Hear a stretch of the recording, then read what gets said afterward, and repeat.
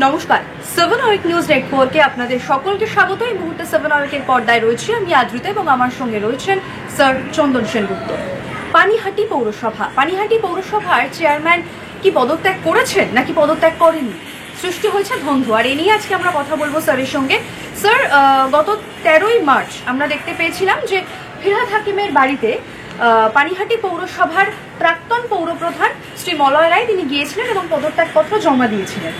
একজন পৌরপ্রধান কি এভাবে পদত্যাগপত্র জমা দিতে পারেন? পদ্ধতিটি কি, নাকি এটা একদম প্রথম থেকে যদি আসি তাহলে দেখবো যে এই মাঠের বিষয়, যে বিষয়টি নিয়ে খুব হইচই হচ্ছে যে অমরাবতীর মাঠ বিক্রি করে দেওয়া হয়েছে ইত্যাদি, এই বিষয়টি কিন্তু গত 3রা মার্চ 7 আওয়ার নিউজ প্রথম প্রকাশ্যে নিয়ে আসে যে অমরাবতীর মাঠ কোনোভাবে বিক্রি করা সম্ভব নয়। তারপরে আমরা দেখতে পাচ্ছি যে 5 মার্চ মানে আমাদের খবর সম্প্রচারের ঠিক একদিন পরেই ব্যারাকপুরের সাংসদ পার্থ ভৌমিক ব্যারাকপুরে বসে একটি সাংবাদিক সম্মেলন করলেন এবং সেই সাংবাদিক সম্মেলনে তিনি জানিয়ে দিলেন যে অমরাবতীর মাঠ কোনোভাবেই বিক্রি করা যাবে না বা কোনোভাবেই অন্যথা করা যাবে না। মুখ্যমন্ত্রী নির্দেশ দিয়েছেন অমরাবতীর মাঠ অধিগ্রহণ হবে। এখানে একটা বড় প্রশ্ন থেকে গেল যে প্রশাসনিকভাবে পার্থ ভৌমিক পানিহাটির সঙ্গে কোনোভাবে সম্পৃক্ত নন, কারণ তিনি ব্যারাকপুরের সাংসদ। এই ঘোষণাটি যদি ফিরহাদ হাকিম করতে পারতেন একটা বিষয় ছিল, এটা নির্মল ঘোষ করতে পারতেন, কেন তিনি এখানকার বিধায়ক এবং রাজ্য মুখ্য সচেতক, অথবা পৌরপ্রধান হিসেবে মলয় রায় করতে পারতেন। তার মানে এটা একটা সম্পূর্ণ রাজনৈতিক সিদ্ধান্ত নিতে চলেছে তৃণমূল কংগ্রেস। এটা আমাদেরকে প্রথমে বুঝে নিতে হবে, সামনে নির্বাচন রয়েছে 2026-এর নির্বাচন। সুতরাং এখন যা যা কিছু প্রশাসনিক সিদ্ধান্ত হবে প্রত্যেকটার মধ্যেই কিন্তু আমরা রাজনৈতিক আমাদেরকে তার যে মানে উদ্দেশ্য খুঁজে বার করতে হবে। এরপর দেখলাম 10ই মার্চ ফিরহাদ হাকিম বিবৃতি দিয়ে জানালেন যে মমতা বন্দ্যোপাধ্যায় এই অমরাবতীর মাঠ বিক্রি করা বা পানিহাটির যে যাবতীয় মানে পুরসভা বিষয়ক সমস্যা এতে যার পরনায় বিরক্ত, এবং তিনি বলেছেন যে মলয় রায়কে এবার সরিয়ে দিতে হবে। তিনি কিন্তু কোনো বিবৃতি দিয়ে জানাননি। তিনি অবশ্যই জানাতে পারেন যে ফিরহাদ হাকিম হচ্ছেন পুর বিষয়ক মন্ত্রী।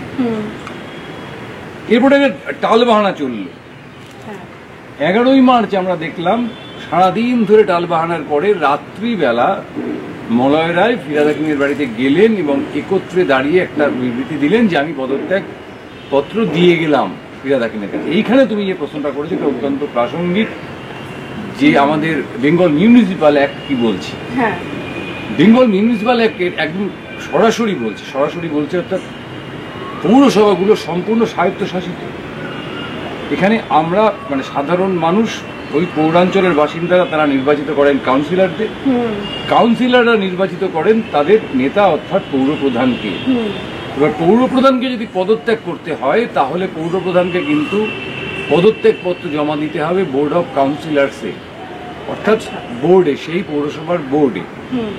এখানে একটা অপশান আছে, তিনি যদি দেখা যায় যে বোর্ডে জমা দিলেন না পদত্যাগপত্র, যেটা সূত্র মারফত আমরা জেনেছি যে গতকাল বিকেলের পরে মলয় রায়, অর্থাৎ আমরা সেই ছবিগুলো এতক্ষণ ধরে দেখছিলাম, খানিকক্ষণ আগেই দেখছিলাম যে মলয় রায় কিন্তু বসে আছেন। এটা গতকাল বিকেলের ছবি, গতকাল সন্ধ্যাবেলার ছবি, যে মলয় রায় নিজের চেয়ারে বসে আছেন। যদিও বলছেন আমি চেয়ারে বসে আছি কিন্তু আমি পদত্যাগ করে দিয়েছি 7 তারিখ। এখানেই ধোঁয়াশা একটা সৃষ্টি হচ্ছে যে উনি বলেছেন প্রথমে যে আমি 7 তারিখ থেকে কোনো কাজ করছি। আমরা যদি ছোট্ট করে একটু শুনে নিই যে উনি ঠিক কি বলেছেন কালকে বিকেলবেলা। আমি 7 তারিখ থেকে আর পৌরপ্রধানের পদে নেই। 7 তারিখের পর থেকে চলে গেছে চেয়ারম্যান হচ্ছে। আমি তো বসছি না, বসতে দিয়েছে এরা সোশ্যাল কার্ডসি স্বাভাবিক, সেখানে বসেছি। সব স্টাফরা অফিসাররা বলে যে আপনি বসে দুবারে বসবেন না, উঠে যান, উঠে চলে যাবো। দেখো তারপরে যেটা ঘটলো যে কালকে বিকেলবেলা উনি পদত্যাগপত্র পাঠিয়ে দিলেন কার কাছে? এসডিওর কাছে। এবার আইন বলছে যে এসডিও এই চিঠিটা গ্রহণ করতে পারেন, কিন্তু তার কোনো সিদ্ধান্ত নেওয়ার জায়গা নেই। এসডিও এই চিঠিটা পৌরসভায় পাঠাবেন এবং সরাসরি বলা হচ্ছে যে মহকুমা শাসক তখন মানে এসডিও তিনি আবার কিন্তু সেই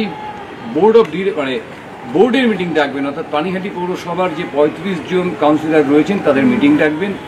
সেই মিটিংয়ে সেই পদত্যাগপত্র পেশ করা হবে এবং সেইখানে যদি পদত্যাগপত্র গৃহীত হয় তবেই মলয় রায় প্রাক্তন হবেন। সুতরাং এই যে দীর্ঘ প্রক্রিয়াটা ঠিক কদিন ধরে চলবে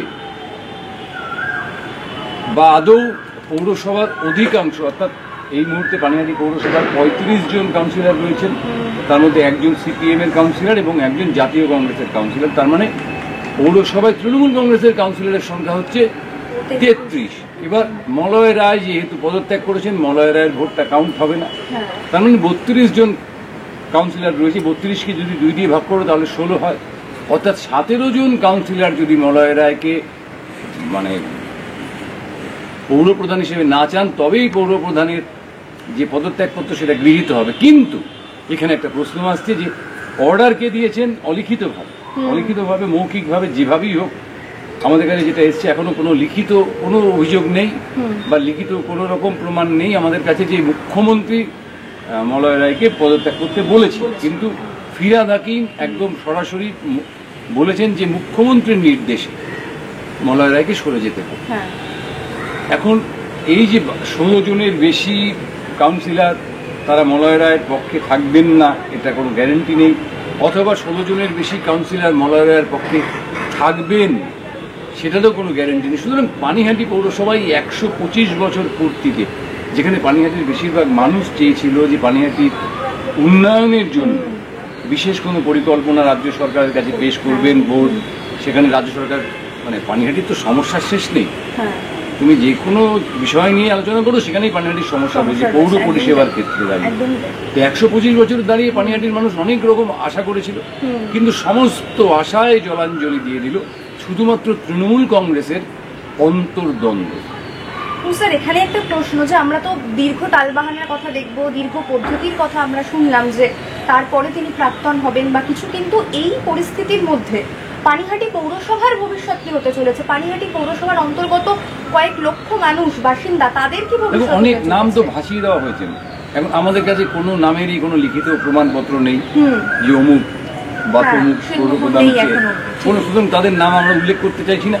তবে এটুকু পরিষ্কার যে তৃণমূল কংগ্রেসের অন্তর্কলহ বা তৃণমূল কংগ্রেসের গোষ্ঠী দ্বন্দ্ব পানিহাটির বুকে দাঁড়িয়ে পানিহাটির সাধারণ মানুষকে যে জায়গায় এনে ফেললো আজকের তারিখে দাঁড়িয়ে, আজকে সেই জায়গায় দাঁড়িয়ে পানিহাটির মানুষের সামনে কিন্তু একটা দীর্ঘ ভোগান্তি মানে অপেক্ষা করে রয়েছে।